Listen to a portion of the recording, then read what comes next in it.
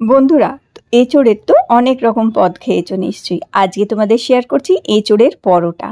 এঁচোড়ের এই পরোটা শুধুই খাওয়া যায়, এর সাথে আর কিছুই লাগে না। তো বন্ধুরা, এই এঁচোড়ের পরোটা তৈরি করার জন্য আমাদের লাগবে এখানে এঁচোড়।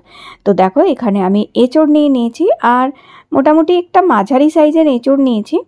আর এটাকে আমরা এইভাবে এবার কেটে নেবো। তো এঁচোড় তোমরা যে কটা পরোটা তৈরি করতে চাও সেই অনুযায়ী এঁচোড় নিয়ে নেবে।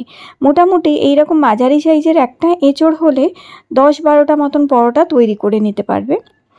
তো এখানে এঁচোড় তোমরা বটিতে কেটে নিতে পারো, ছুরিতে কেটে নিতে পারো, যেরকম সুবিধা হয় যাতে তোমাদের সেইভাবে এঁচোড় টুকরো করে নেবে। এখন তো বাজারেও এঁচোড় কেটেই দিয়ে দেয়, টুকরো করে কাটিয়েই নিয়ে আসতে পারো।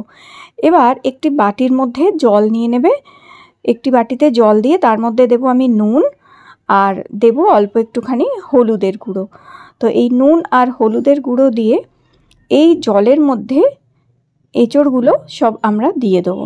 তো বন্ধুরা, এঁচোড়টা আমি এবার গ্যাসে বসিয়ে এঁচোড়টা সেদ্ধ করতে বসাবো। তো মোটামুটি 10 থেকে 15 মিনিটের মধ্যেই এই এঁচোড় সুন্দর সেদ্ধ হয়ে যায়। তবে তোমরা চাইলে প্রেশার কুকারে একটি অথবা দুটি সিটি দিয়ে সেদ্ধও করে নিতে পারো। যদি তাড়াতাড়ি সেদ্ধ করতে চাও তাহলে ওইভাবেও সেদ্ধ করতে পারো। তো যেটা তোমাদের সুবিধা হয় সেইভাবে সেদ্ধ করে নেবে। তো এঁচোড় আমি সেদ্ধ বসিয়ে এবারে আটা মেখে নেবো। এই পরোটার আটা মাখার জন্য এখানে আমি দেখো 1.5 কাপ আটা নিচ্ছি, আর 1.5 কাপ আমি ময়দা নেব। তোমরা চাইলে শুধু আটা অথবা শুধু ময়দা দিয়েও করতে পারো, তবে আমি 1.5 কাপ করে আটা ময়দা নিয়ে নুন দিয়েছি। আর এই আটা মাখার ঝামেলা এড়াতে আমি এখানে আগারোর এই রয়্যাল স্ট্যান্ড মিক্সারটা ইউজ করে নিচ্ছি। আগারোর এই রয়্যাল স্ট্যান্ড মিক্সারে অনেকগুলো অ্যাটাচমেন্ট আলাদা আলাদা পাওয়া যায়। তো এই আটা মাখার জন্য যে অ্যাটাচমেন্টটা সেটা আমি লাগিয়ে নিলাম। এখানে দেখো, আটা মাখার হুকটা লাগিয়ে দিয়েছি। এইবার এটা দেখো নামিয়ে দিলাম, এটা অন করে দিয়েছি।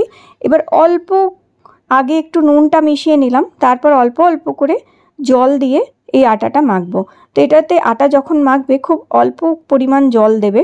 আর আটা মোটামুটি অর্ধেকটা মাখা হয়ে গেলে এবার আমি 1 চামচ মতন তেল দিয়ে দিচ্ছি। 1 টেবিল স্পুন তেল দিয়ে দিলাম এটার মধ্যে। দেখো কত সুন্দর, মাত্র 1 মিনিটের মধ্যে আমার আটা মাখা হয়ে গেছে। 1 মিনিটে এটা আটা মাখা হয়ে যায়। আর কি সুন্দর, খুব সফট সুন্দর আটা কিন্তু দেখো আমার মাখা হয়ে গেছে। তো আগারোর এই রয়্যাল স্ট্যান্ড মিক্সারটা যদি নিতে চাও এর লিঙ্ক আমি দিয়ে দেবো, কেউ যদি কিনতে চাও কিনতে পারো। এদিকে আমার এঁচোড়গুলো দেখো এখানে সেদ্ধ হয়ে গেছে কত সুন্দরভাবে। এবার এই এঁচোড়গুলো আমরা একটি থালার মধ্যে জল ছড়িয়ে সমস্ত এঁচোড়গুলো আমি দেখো তুলে নিচ্ছি। তো এবার এঁচোড় এইভাবে তুলে ভালো করে ঠান্ডা করে নেবে আগে এঁচোড়গুলো। ঠান্ডা করে নেবার পর হাত দিয়ে এই এঁচোড় কিন্তু ভালো করে ম্যাশ করে নিতে হবে। তো যেহেতু আমরা পরোটা তৈরি করব, তাই এই এঁচোড় খুব ভালো মতন সেদ্ধ হওয়াটা কিন্তু দরকার আছে।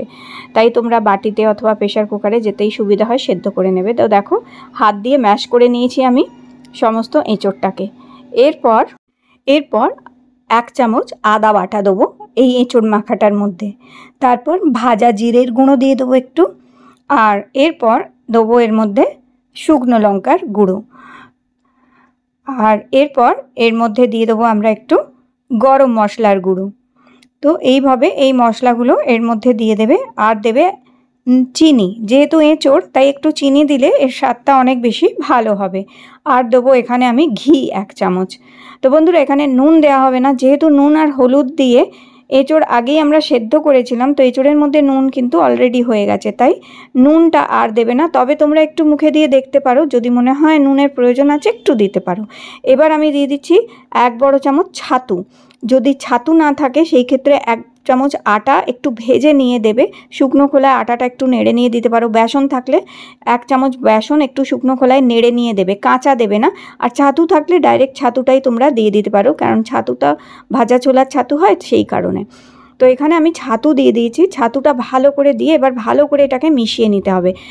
নিয়ে তারপরে তোমরা এইরকমভাবে দেখো গোলা করে নেবে। তো তোমরা দেখতেই পাচ্ছ যথেষ্ট বড় বড় গোলা করছি। বন্ধুরা, এই পরোটা যখন বেলবো তোমরা দেখবে বেলার একটা টেকনিক আছে, 1 ফুটাও পরোটা থেকে এঁচোড় কিন্তু বেরিয়ে আসবে না, খুব সুন্দর পরোটা তৈরি হবে। তো এইভাবে দেখো গোলা তৈরি করে নিয়েছি।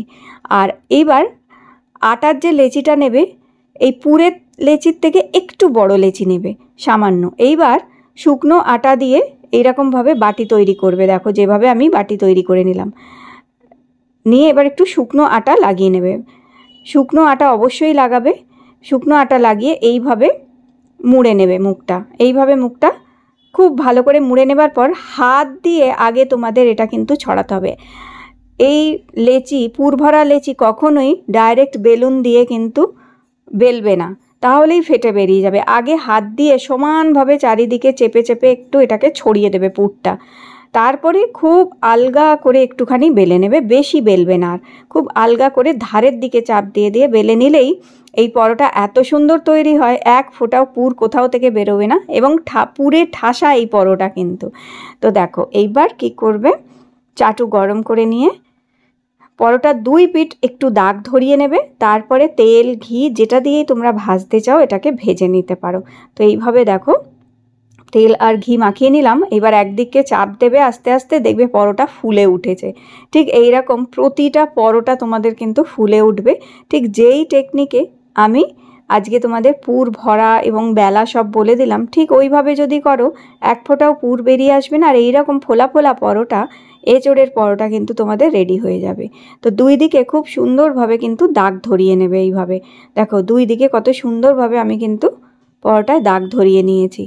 ভালো করে সুন্দরভাবে মুচমুচে করে দুই পিঠ ভেজে নিয়ে ব্যাস, এটা কিছু দিয়ে সার্ভ করার দরকার নেই। একটুখানি টক দই, একটু টমেটো সস দিয়ে সার্ভ করতে পারো, একটু আচার থাকলে আচারই দিতে পারো, কারণ এর মধ্যে তো এঁচোড় আছে, তাই এটা শুধুই খেতে কিন্তু দারুণ লাগে। আর দেখো একদম পুরে ঠাসা, আর দুই পিঠেই কত সুন্দর পুর কিন্তু সমানভাবে ছড়িয়েছে।